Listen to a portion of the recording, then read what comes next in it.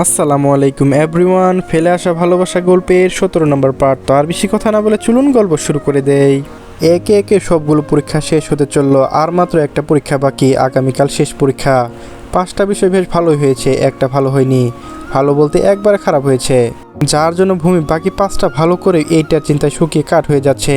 পরীক্ষাটা দিয়ে এসে মন খারাপ করে যখন খানাদানা ছেড়ে ঘর বন্ধ করে বসেছিল, কেউ বুঝিয়েও মানাতে ব্যর্থ। পাস না করতে পারলে ফাইনাল দিতে পারবে না, তার থেকে বড় কথা আদ্রের সামনে নাক কাটাতে পড়বে যদি ফেল করে।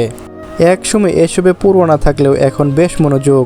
এইসব ভেবে ভূমির মন আধার ছেয়ে যাচ্ছে, বারবার কারো করায় কান দিতে ইচ্ছে হচ্ছিল না।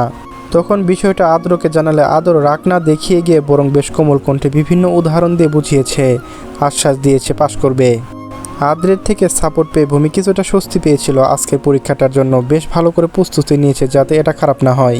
রোজকার মতো সকালে উঠে প্রথম আদ্রের দেখা পেতে নিজের ঘরের সামনে দাঁড়িয়ে আছে। প্রতিদিন এমন করে আদ্রের বকা শুনতে হয়, কিন্তু এ তো ভূমির কোনো দম নেই। তাকে তো নিজের ইচ্ছেকে, নিজের বিশ্বাসকে প্রাধান্য দিতেই হবে, মোট কথা পাস করতেই হবে। আদ্র জিজ্ঞেস করে কিছু বলে না, শুধু ট্যাপ ট্যাপ করে তাকিয়ে আসে। আর আদ্র অতিষ্ঠ হয়ে হাঁটা ধরে, আজ তার ব্যতিক্রম কিছু ঘটবে না। সকাল 8টা থেকে সমানভাবে দাঁড়িয়ে আছে নিজের কক্ষের সামনে। আদ্রি বেশ কয়েকবার জিজ্ঞেস করছে এমন করার কারণ, কিন্তু ভূমি এতদিন কিছু বলেনি। আজ পুনরায় মাথা খেঁচে নিজেকে দাঁড়িয়ে থাকতে দেখে এবার ভূমি অতিষ্ঠ হয়ে পড়ে। আদ্রি কেন শুনতে চাচ্ছে, যেহেতু শেষ তাই বলতে দ্বিধা নেই।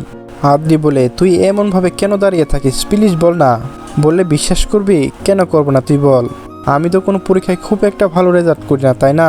হ্যাঁ। আদ্রি বেশ মনোযোগ সহকারে বোনের কথা শুনছে আর মাথা দুলিয়ে উত্তর দিচ্ছে, কিন্তু এইবার আমার একটা বাদে সবগুলো পরীক্ষা ভালো হয়েছে। কেন জানিস? কেন? আদ্রি উত্তেজিত কণ্ঠে জিজ্ঞেস করে। কারণ আমি প্রতিদিন সকালে আদ্র ভাইয়ের মুখ দেখে যেতাম সবার আগে, উনি বেশ লাকি বুঝলি। ভূমি বেশ আনন্দিত কণ্ঠে কথাটা বলেই থামে। বোনের কথা শুনে অবাক আদ্রি।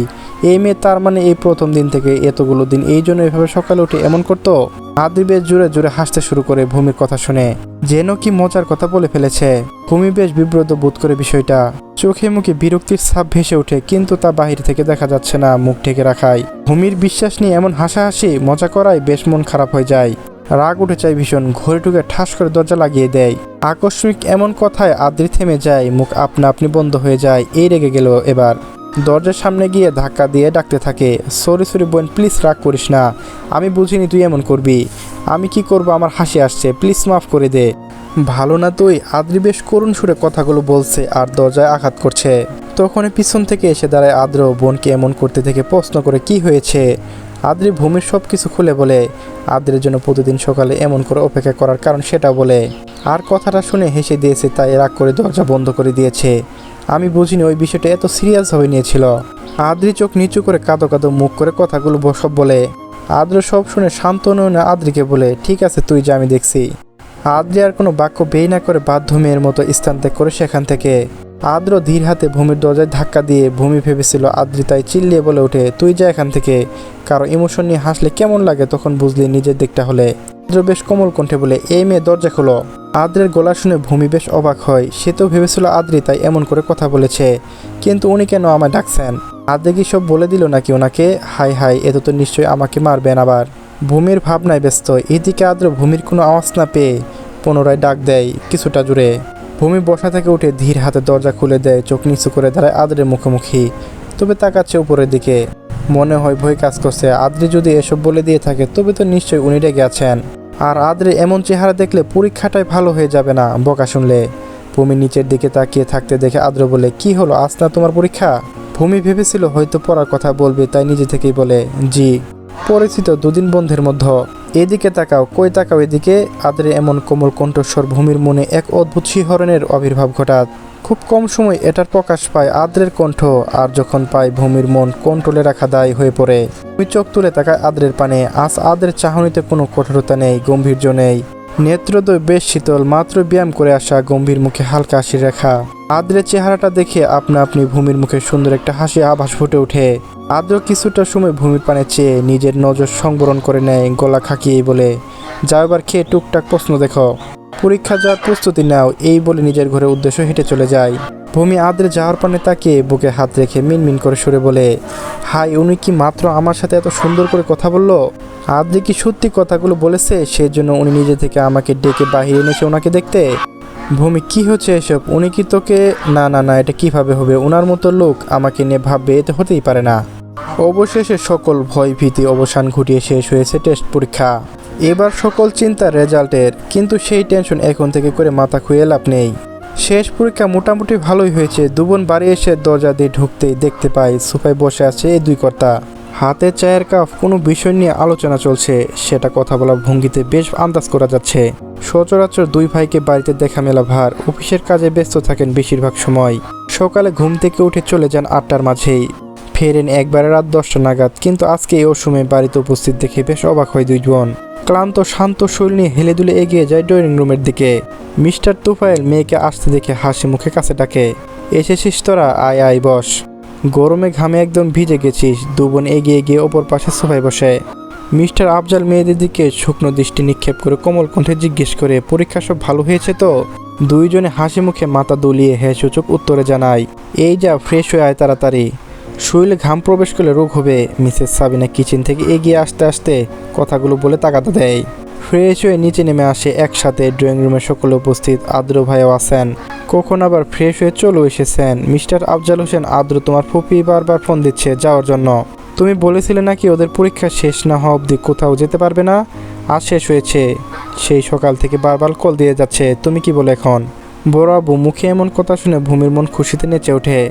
বেশ উৎসাহ নিয়ে আদ্রের সামনে গিয়ে তার দিকে ফেল ফেল করে তাকিয়ে আছে, কি বলে তার উত্তরে আসায়।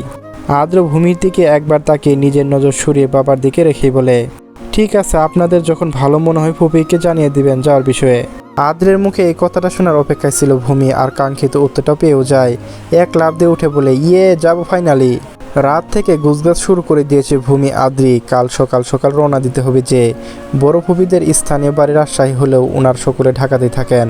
ফুপার ব্যবসার সুবাদে ফুপা ছিলেন বাবা বড় আব্বুদের ব্যবসার পার্টনার। সেই সম্পর্ক থেকে ছেলে ভালো দেখে ফুপির জন্য সম্বোধন কথা বলা হয়েছিল, আর ওনারা রাজি হয়ে গিয়েছিলেন।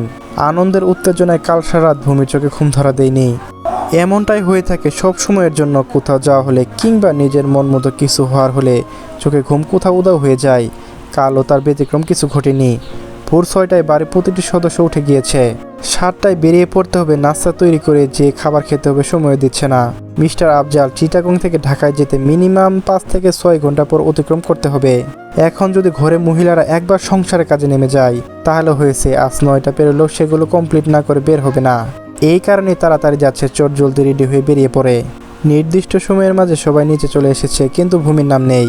তাকে নিচ থেকে ডাক ছেড়ে বারবার ডাকছে, সে শুধু বলছে আসছি আসছি, কিন্তু এই আসার প্রহর শেষ হচ্ছে না। মিসেস সাবিনা বিরক্ত নিয়ে চোখ মুখ কুঁচকেই বলে, এই মেয়েটাকে নিয়ে আর পারছি না, দেরি হয়ে যাচ্ছে বলছে, তাও যাওয়ার টাইম কি এমন রাজকাজ করছে আল্লাহ মালুম। আদ্র স্বাভাবিকভাবে বলে, মামুনি তোমরা সবাই গিয়ে গাড়িতে বসো, আমি ডেকে আনছি। আদ্রের কথায় আশ্বস্ত হয়ে দুই যায় এবং আদ্রে এগিয়ে যায় গাড়ির দিকে। আদ্র চোয়াল শক্ত করে ধপধপ পা ফেলে সিঁড়ি বেয়ে উপরে উঠতে থাকে। উদ্দেশ্য ভূমির কক্ষ। দরজার সামনে গিয়ে দাঁড়ায়। যদিও দরজা খোলা ছিল, হালকা করে চাপানো ছিল, কিন্তু আদ্র হুট করে ঘরে ঢুকে না পড়ে নিজে ভদ্রতা প্রমাণ দেয়। ভারী কণ্ঠে ডাক দেয়, এই মেয়ে, কি সমস্যা তোমার? কয়টা বাজে খেয়াল আছে? কি করছো এত সময়?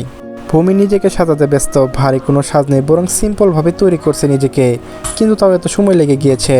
কাল রাত থেকে জেগে জেগে কল্পনা করছিল কিভাবে কি সাজবে, কি পরবে, কিন্তু সকাল উঠে সব মাথার ভিতরে গেটে গিয়েছে, যার কারণে কি পরবে সেটা খুঁজতে খুঁজতে সময় পেরিয়ে গিয়েছে। ভূমি আদ্রে আওয়াজ পেয়ে হুটোপুটি করে কাজল দিতে গিয়ে করে ফেলে আরেকটা ভুল। এইটাই ছিল লাস্ট স্টেপ। কাজলটাই শুধু দেওয়া বাকি। এমনিতে কাজল দিতে হাত পাকে, তার মধ্যে আদ্র হুট করে এমন চিল্লিয়ে ওঠায়, ভয় পেয়ে চোখের আশপাশে লেপটে গিয়েছে। রাগে দুঃখে কাঁদতে মন চাচ্ছে এবার। দূর দিব না আর কাজল, দেরির মতো এমনিতে সবকিছু এমন অগোছালো হয়ে যায়। ভূমি রাগ করে কাজলটা ড্রেসিং টেবিলের উপর ঠাস করে রেখে ওড়না দিয়ে মুছতে থাকে। ভূমির কোনো সারা শব্দ না পেয়ে এবার আদ্র দরজা ঠেলে গিয়ে গলা খাকি দিয়ে ভেতরে ঢুকে আসে। ভূমি ততক্ষণ চোখে লেপটে যা কাজল মুছে ফেলতে ব্যস্ত। আদ্র সেকেন্ডের খানিক সেখানে তাকিয়ে বোঝার চেষ্টা করলো ঘটনা কি হয়েছে, কেন কাজল মুছে ফেলছ। আদ্রকে এতক্ষণ যাবৎ খেয়াল করেনি ভেতরে ঢুকে এসেছে। হুট করে কথা বলায় ঘাড় ঘুরিয়ে সেদিকে তাকায়, চোখ দুটো পানিতে টলমল করছে। হয়তো রাগে ভয়ে কান্না এসে জমা হয়ে গিয়েছে চোখের কোণে। কিছু হয়নি, চলুন যায়, আর সরি দেরি করে ফেলেছি। ভূমি কান্না ভেজা গলায় কথাটা বলে সামনের দিকে আগাতে লাগে।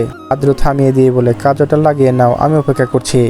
আদ্রের মুখে পুনরায় কোমল কণ্ঠ কথা শুনে ভূমির মনে শিহরণ বয়ে যায়। বুকটা ধুকবুক করে ওঠে, মনে এক ভালো লাগা প্রশান্তি বয়ে যায়। মনের মাঝে কত শত কল্পনা উঁকু দিয়ে বলছে, ভাই কি তোর কাজলে আঁকাবাঁকা চোখগুলো দেখতে পছন্দ করেন? আর কোনো বাক্য ব্যয় না করে পুনরায় কাপা কাপা হাতে আঁকতে লাগে। আদ্র এক পাশে অনমনা হয়ে দেখছে ভূমিকে, ভূমির কর্মকাণ্ডগুলো। কাজল দিচ্ছে চোখে, কিন্তু দুই উষ্টু একসাথে করে চেপে ধরে রেখেছে। আদ্রে ঠুকে এক চিলতে হাসি ফুটে ওঠে। তবে তার সাময়িক সময়ের জন্য ভূমি কাজ দেওয়া শেষ করে সেদিকে তাকালেই পুনরায় নিজের উষ্টু জোড়া সাধারণ ভঙ্গি ধারণ করে নেয়। ভাব এমন যে ওনার হাসি দেখতে গেলে অনেক বড় অনিষ্ট ঘটে যাবে। ভাইয়া সুন্দর লাগছে আমাকে, ভূমির লজ্জা মাখা কণ্ঠে আদ্রের পানে তাকিয়ে জিজ্ঞেস করে। পিটপিট করে তাকিয়ে আছে এখনো। আদ্র কি বলবে খুঁজে পাচ্ছে না, ভালো বলবে নাকি খারাপ বলবে, কিন্তু খারাপ কেন বলতে চাবে, ভূমি তো এক অসাধারণভাবে অসাধারণ লাগছে। নাকি কিছু বলবে না, নিজের মনের মাঝে যুদ্ধ চালিয়ে উত্তরটা খোঁজার চেষ্টা চালিয়ে যাচ্ছে, কিন্তু আর তার পাওয়া হলো না, হয়তো পেয়ে তা প্রকাশ করতে ব্যর্থ। আদ্রে কোনো উত্তর না পেয়ে ভূমি মুখে হাসি চাপিয়ে দাগাতা দিয়ে বলে, আচ্ছা ছাড়ুন, সুন্দর না লাগলেও কি হবে, চলুন চলুন, সব অপেক্ষা করছে। খামোকা বোকা শুনতে হবে। ভূমি বিছানার পাশ থেকে একটা লাগেজ আর দুইটা ব্যাগ টেনে নেয়। লাগেজটা আদ্রের দিকে বাড়িয়ে দিয়ে বলে, চলুন ভাইয়া। আদ্র সূক্ষ্মভাবে ভূমির দিকে নজর বুলিয়ে পরোক্ষ করে নেয় একবার। হুজুরা কুচকে আসে, আকস্মিক কণ্ঠে জিজ্ঞেস করে, এতগুলো ব্যাগ কার? সবাই তো যার যার ব্যাগপত্র নিয়ে নেমেছে।